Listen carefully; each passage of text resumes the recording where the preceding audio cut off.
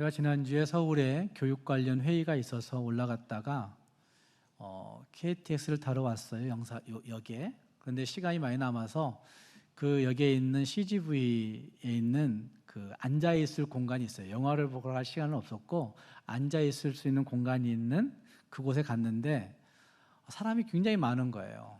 영화 매표하는 사람들이 아니라 그 이상하게 거기 그 계단식으로 앉아 있을 공간인데 앉으러 올라갈 수 없을 정도 사람이 많은 거예요.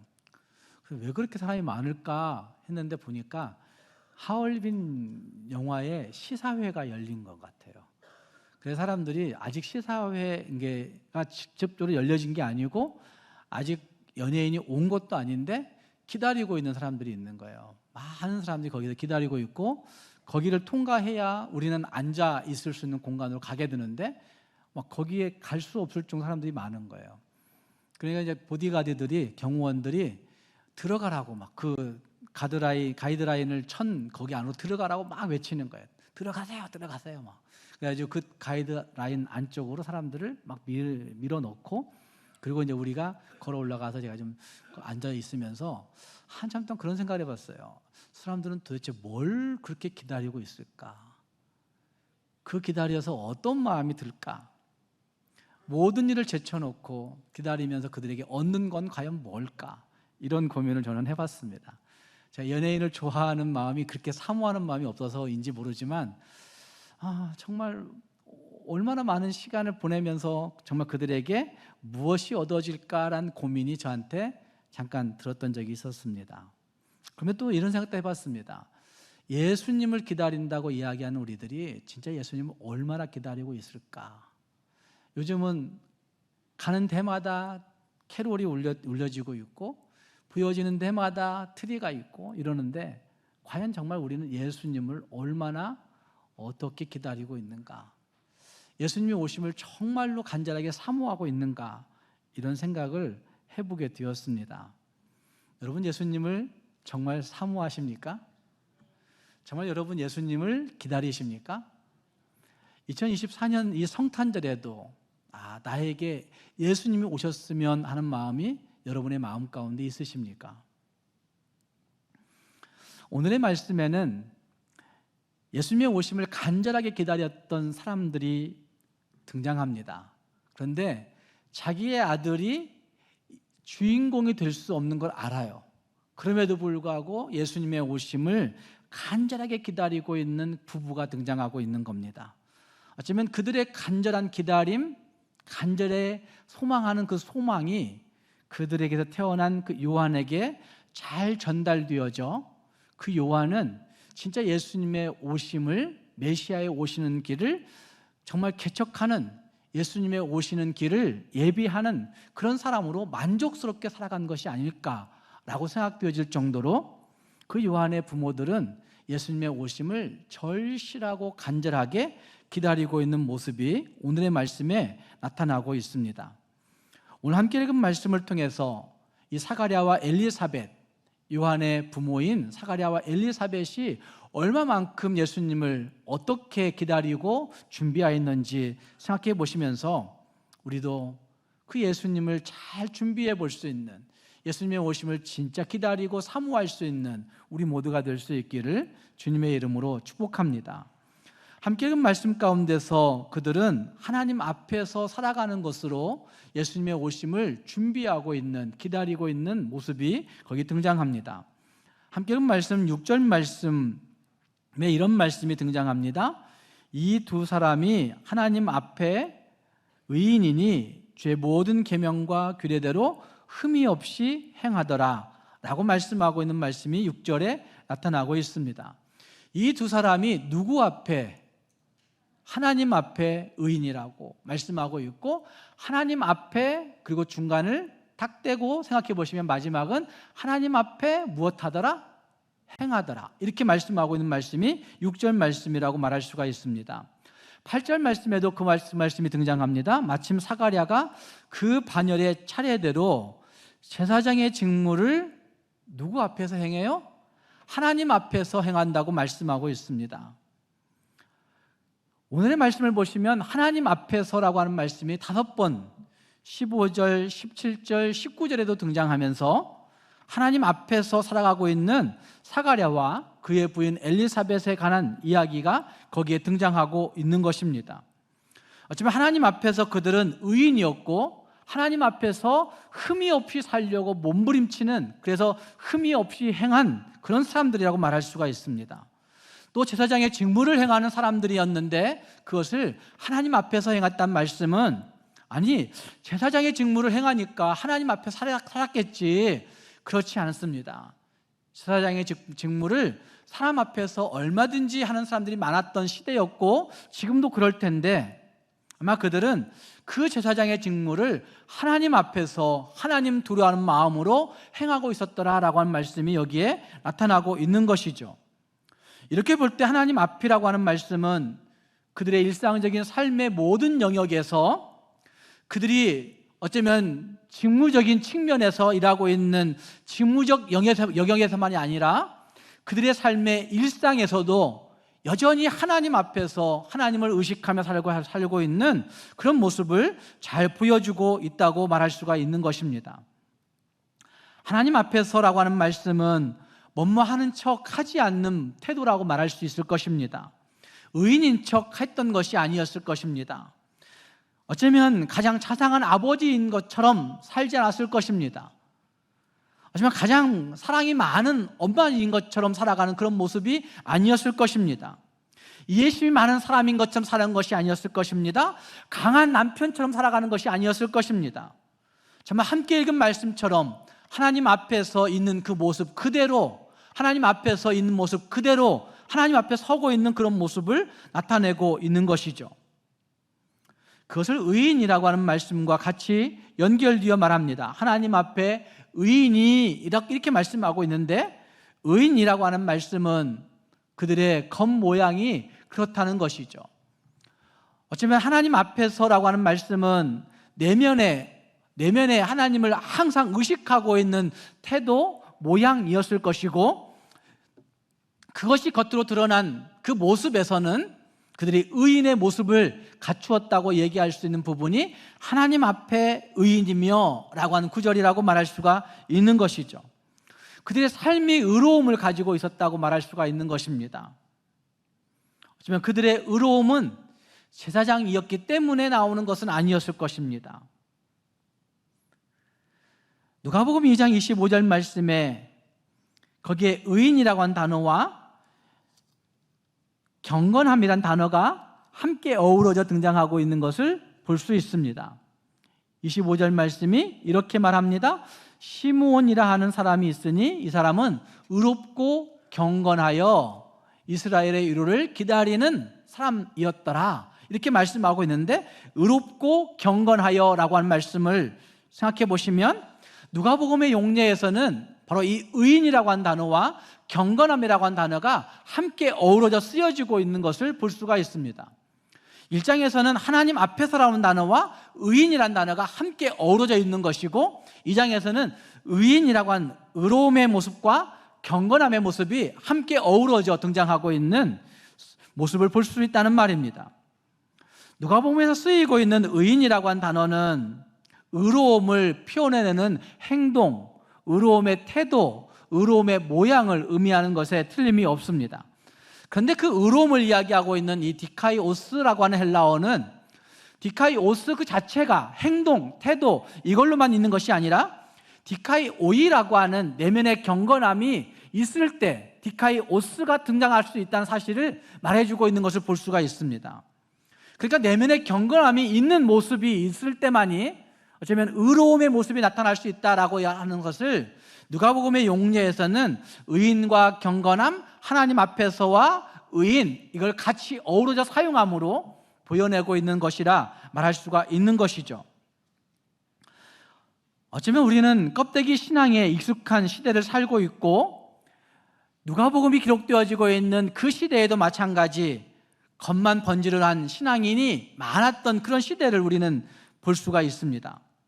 그럼에도 불구하고 하나님은 껍데기 신앙을 원하는 것이 아니라 마음을 감찰하신 하나님께서 그 중심의 정신과 그 중심의 마음과 그 중심의 생각과 그 중심의 모든 것들이 진짜 하나님께 메어져 있는지, 하나님 앞에서 서 있는지, 진짜 하나님 앞에서 경건함을 갖추고 있는지를 보고 있다는 사실을 우리에게 보여주고 있는 말씀이 여기에 나타나고 있는 것입니다.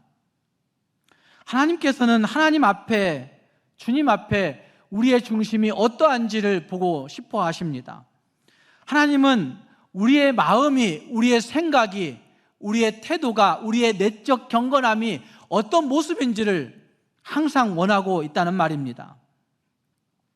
우리가 똑같은 일을 하여도 하나님 앞에서 하는 것과 그냥 일하는 것과는 매우 다른 모습인 것을 볼 수 있습니다.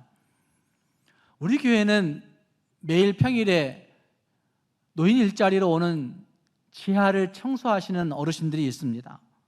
그런데 그 어르신들이 청소를 해도 여전히 그 화장실에서 냄새가 날 때가 많습니다. 그래서 저는 그들 다 끝나고 나서 오후에 제가 내려가서 락스로 다시 청소합니다. 구석구석 다시 다 청소할 때가 많습니다. 그들은 그냥 청소하는 시간만 때우면 되는 거잖아요.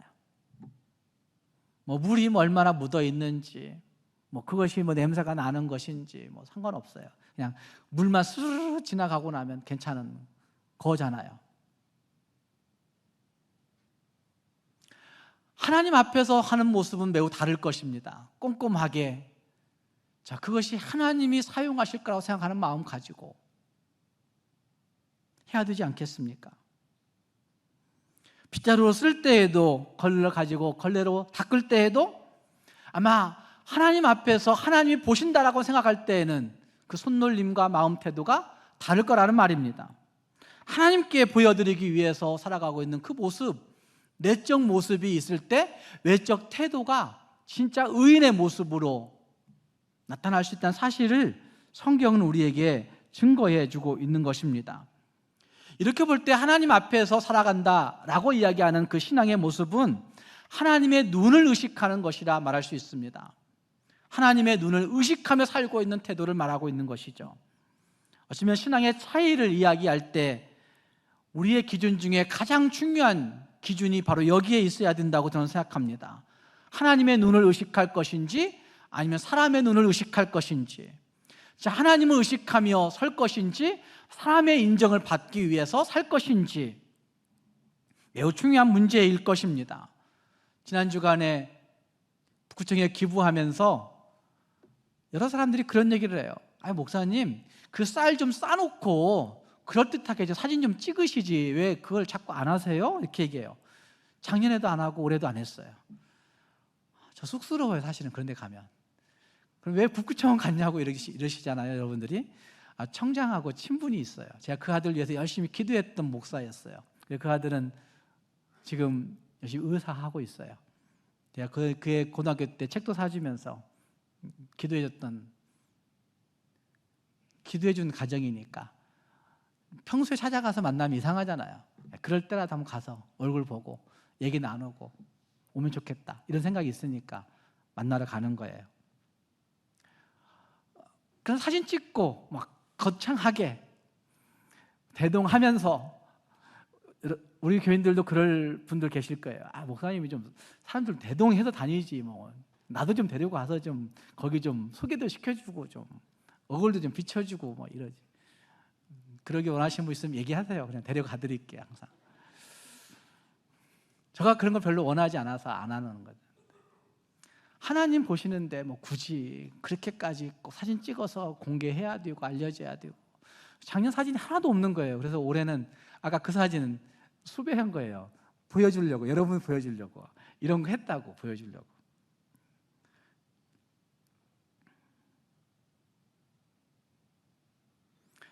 하나님의 눈을 의식할 것인지 사람의 눈을 의식할 것인지 이게 매우 중요한 문제가 되어지는 것이죠.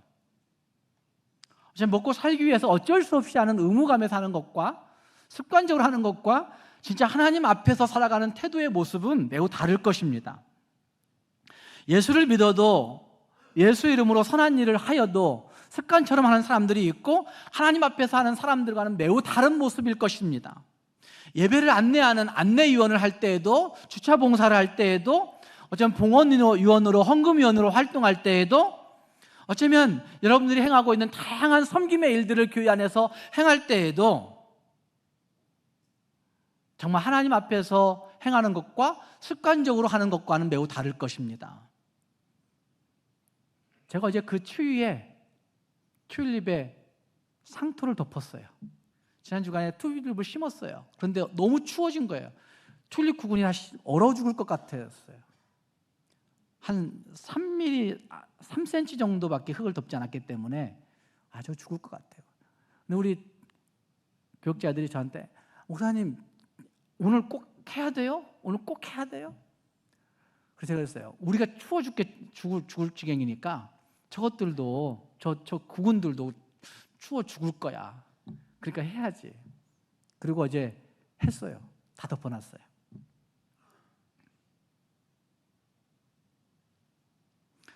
어쩌면 예수를 믿고 섬기는 일을 할 때에도 습관처럼 할 수 있지만, 하나님 앞에서 하나님이 보신다고 생각한다고 한다면 조금 다른 태도를 가지고 살아가야 된다고 생각합니다. 어쩌면 하나님의 눈을 의식하면서 살아가는 모습은 분명히 다른 모습일 수 있다는 말입니다. 골로새서 3장 22절부터 24절 말씀에 이런 말씀이 있습니다. 골로새서 3장 22절 말씀부터 24절 말씀을 한번 같이 읽어보면 좋겠습니다. 22절 말씀 시작. 사람을 기쁘게 하는 자와 같이 눈가림만 하지 말고 오직 주를 두려워하여 성실한 마음으로 하라. 23절 말씀 시작. 무슨 일을 하든지 마음을 다하여 주께 하듯 하고 사람에게 하듯 하지 말라. 이는 24절 말씀, 이는 기업의 상을 주께 받을 줄 알미니 너희는 주 그리스도를 섬기느니라. 너희는 주 그리스도를 섬기느니라. 교회 일만을 이야기하는 게 아니에요. 골로새 교회를 향하여 사도 바울이 이 편지를 쓰고 있는 이것은 교회 일만을 할 때 주 그리스도를 섬기느니라 이렇게 말하고 있는 것이 아니라 무슨 일을 하든지 너희가 행하는 그 일을 통해서 누구를 섬기느니라? 주 너의 하나님을 섬기느니라. 여러분 집에서 설거지를 할 때도 누구를 섬기는 거예요? 그게? 주 너의 하나님을 섬기는 거예요. 여러분 세차를 할 때에도 누구를 섬기는 거예요? 주 너의 하나님을 섬기는 거예요. 여러분이 살고 있는 일터에서, 직장에서 직장의 일들을 감당할 때에도 누구를 섬기듯이 해야 되는 거예요? 주 너의 하나님을 섬기는 줄 알고 살아야 되는 거예요. 그래서 사도 바울이 그걸 말씀하고 있는 거죠. 사람을 기쁘게 하는 자와 같이 눈가림만 하지 말고 오직 주를 두려워하여 성실한 마음으로 해라. 무슨 일을 하든지 마음을 다하여 주께 하듯 하고 사람에게 하듯 하지 말라. 그렇게 해야 기업의 상을 주님께 받을 줄 알라 라고 그렇게 말씀하고 있는 거예요. 주님 앞에 살지 아니하면 여러분 주님의 상이 없어요. 이 땅에 상 받고자 하시는 분들은 얼마든지 얘기하세요. 이 땅에 상 드릴 수 있어요. 그러나 천국의 상이 그만큼 줄어든다는 얘기를 수차례 하고 있잖아요. 천국의 상이 더 중요한 거잖아요. 하나님이 주실 상급을 기대하며 살아가는 모습은 하나님의 눈을 의식하며 하나님이 나를 어떻게 보실까? 하나님이 너를 어떻게 생각하실까? 하나님이 나를 어떻게 인정하실까? 여기에 목매달며 살아가는 인생이 진짜 그리스도인이라 말할 수가 있다는 말입니다. 사랑하는 성도 여러분, 하나님께 하듯 하며 살 수 있기를 바랍니다.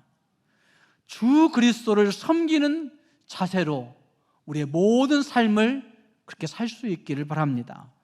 그것이 하나님 앞에서 살아가는 삶입니다. 또 한 가지는 하나님 앞에서 살아간다는 것은 하나님을 바라보는 삶을 의미한다고 말할 수 있습니다. 하나님을 바라볼 때에 하나님 그분을 닮아가게 되는 것이죠. 하나님을 바라볼 때에 하나님 바라보기 때문에 그분을 통해서 얻어지는 게 있는 거예요. 하나님을 바라볼 때에 하나님 그분 때문에 변화가 일어나는 것이에요. 그런데 우리는 하나님을 바라보지 아니하고 세상을 너무나 바라보고 살아가는 거예요.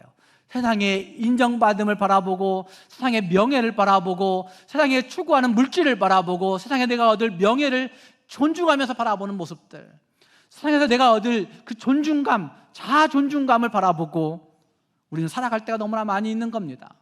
그러나 하나님 바라보는 것과는 매우 다른 모습을 살아낼 수밖에 없다는 사실을 볼 수가 있습니다. 사랑하는 여러분, 내가 바라보고 있는 것이 무엇인가를 생각해 보기를 바랍니다. 하나님을 바라볼 때 하나님으로부터 얻어지는 게 있습니다. 하나님을 바라볼 때 하나님 그분을 닮아갈 수 있습니다. 하나님을 바라볼 때 하나님과 같이 변화될 수 있습니다. 하나님을 바라볼 때 하나님과 하나 되어 사는 삶을 능력 있게 살아낼 수가 있는 것입니다. 사랑하는 성도 여러분, 하나님 앞에서 꾸미지 않고 진짜 하나님의 시선을 의식하며 살아갈 수 있는 우리 모두가 될 수 있기를 바랍니다. 이 성탄절기에 정말 예수 그리스도를 온전히 기다리면서 하나님 앞에서의 태도를 가지고 예수 그리스도의 오심을 진짜 준비할 수 있는 저와 여러분이 될 수 있기를 주님의 이름으로 축복합니다.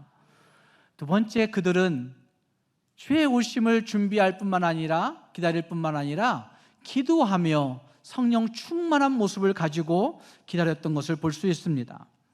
함께 그 말씀의 13절 말씀은 사가랴와 엘리사벳의 모습을 이렇게 묘사하고 있습니다. 13절 말씀에 천사가 그에게 이르되 사가랴여 무서워하지 말라. 너의 무엇이 들린지라? 간구함이 들린지라 라고 말씀하고 있습니다. 그들은 기도하는 부부였다는 사실을 말씀하고 있습니다.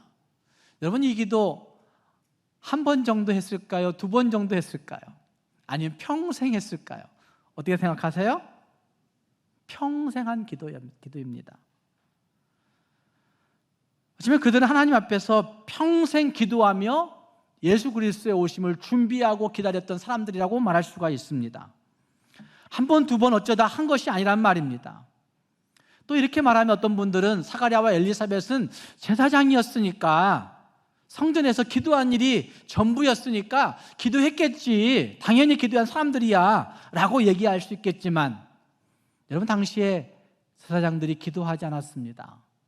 당시에 제사장들의 수가 한 5만 명 되었다라고 하는 기록도 있고, 대부분의 학자들이 평균적으로는 한 2만 명 정도가 있었을 것으로 그렇게 이야기합니다. 왜 그렇게 많았느냐고 이야기하겠지만 제사장의 직을 사고 파는 일들도 그 당시에 있었다고 얘기합니다.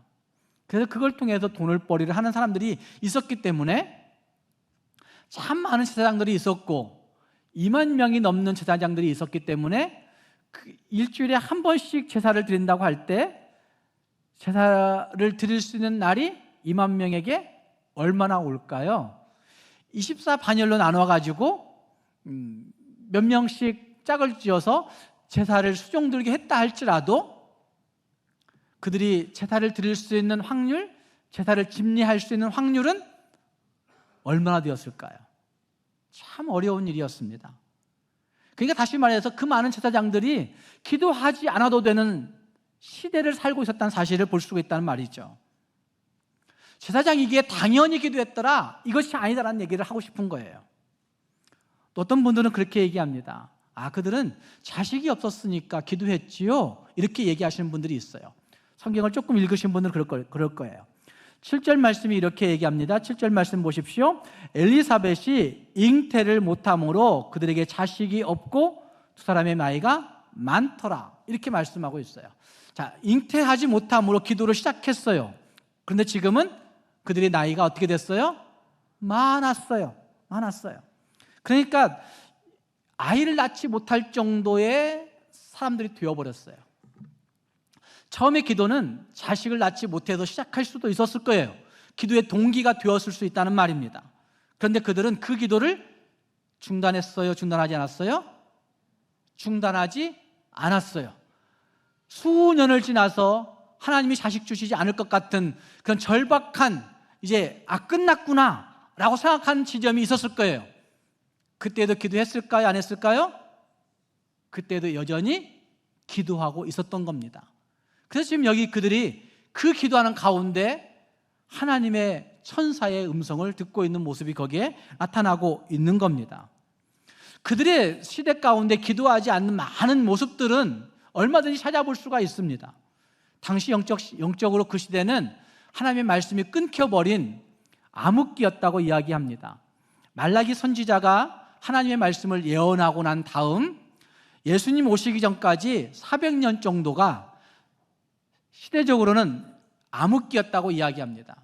하나님의 말씀이 없는 시대, 하나님의 희망이 사라져버린 시대, 영적으로 육적으로 모든 것들이 끊겨버린 시대라고 그렇게 이야기하고 있습니다.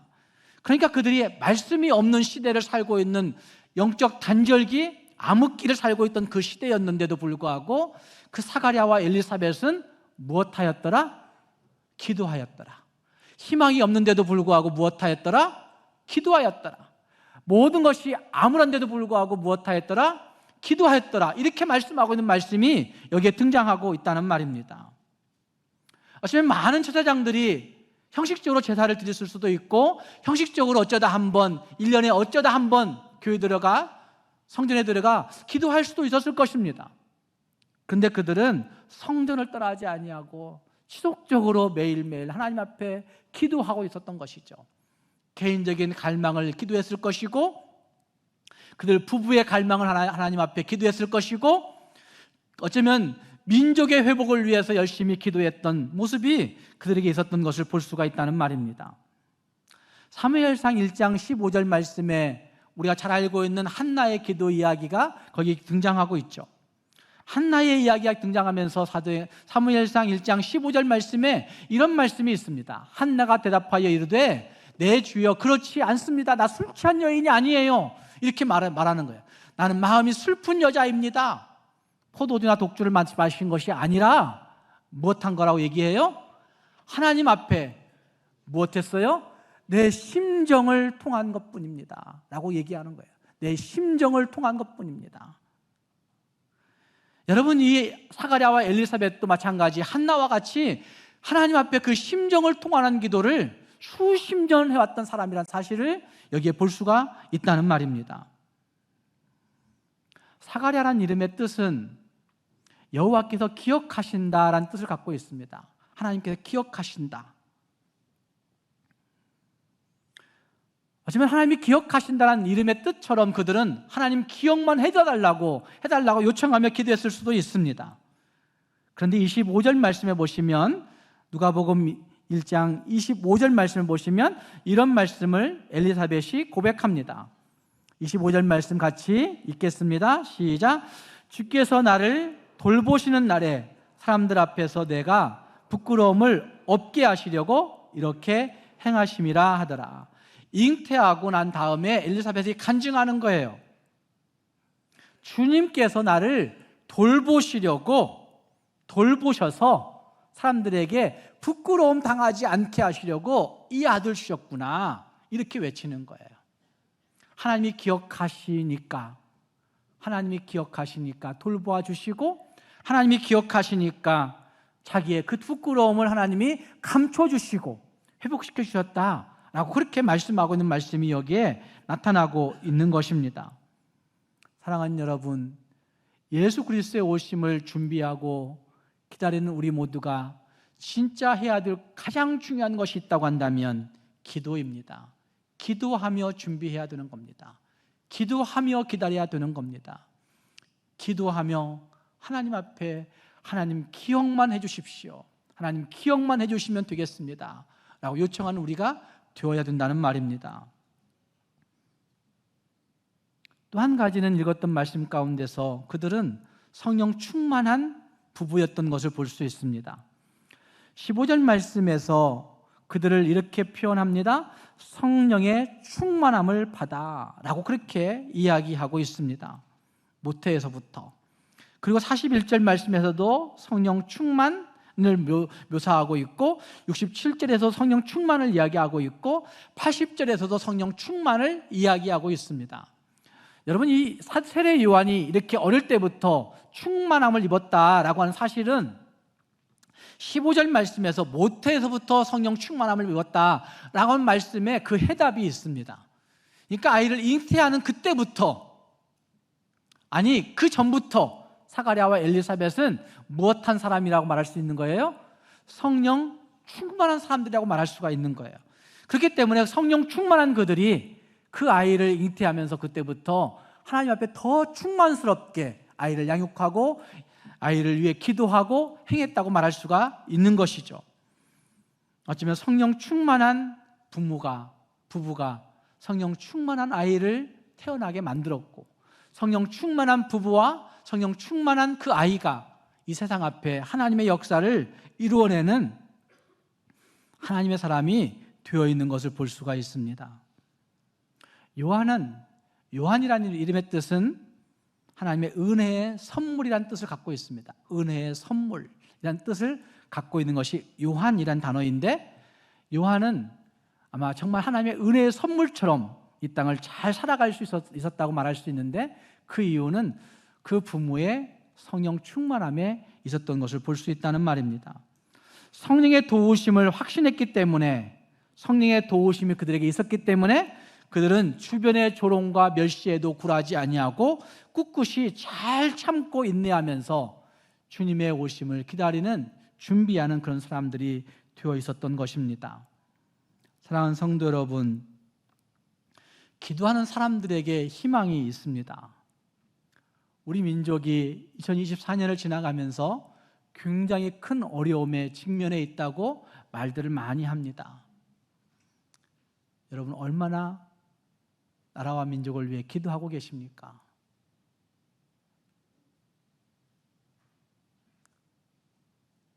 그 전에 80년대 중반에 나라의 민주화 운동을 할 때 정말 기도 많이 했습니다. 그때는 절실하게 기도했습니다. 데모하면서 기도했습니다. 데모할 때도 기도했습니다. 데모 나가기 전에 기도를 준비하고 나갔습니다. 지금 그리스도인들이 그렇게 하고 있습니까? 여러분들의 마음 가운데 분노가 치밀어 오를 때 그 분노가 치밀어 오르는 만큼 하나님 앞에 기도하고 계십니까? 기도하지 않고 분노를 표출한다고 한다면 그건 나라를 사랑하는 그 마음이 어쩌면 정말 그리스도적이진 않다라고 말할 수 있을 것입니다. 그만큼 기도하고 절실하게 기도하고 그리고 나라를 향한 분노를 표출할 수 있는 것이 진짜 그리스도적인 분노의 표출이라고 말할 수 있을 것입니다. 사랑하는 여러분, 여러분은 주님의 오심을 얼마나 기다리고 계십니까? 주님의 오심을 준비하기 위해 여러분의 마음은 무엇을 마음속에 간직하고 계십니까? 이 아침 예수 성탄의 절기를 맞이하고 있는 우리 모두가 나는 주님의 오심을 어떻게 기다리고 있는지 다시 돌아보면서 사가랴와 엘리사벳처럼 기도함으로 오늘부터 끝까지 기도함으로 주님의 오심을 간절히 기다리며 살아가야 되겠구나 결심하고 기도함으로 말미암아 주님의 은혜의 선물을 받아 누릴 수 있는 우리 모두가 될 수 있기를 주님의 이름으로 축복합니다.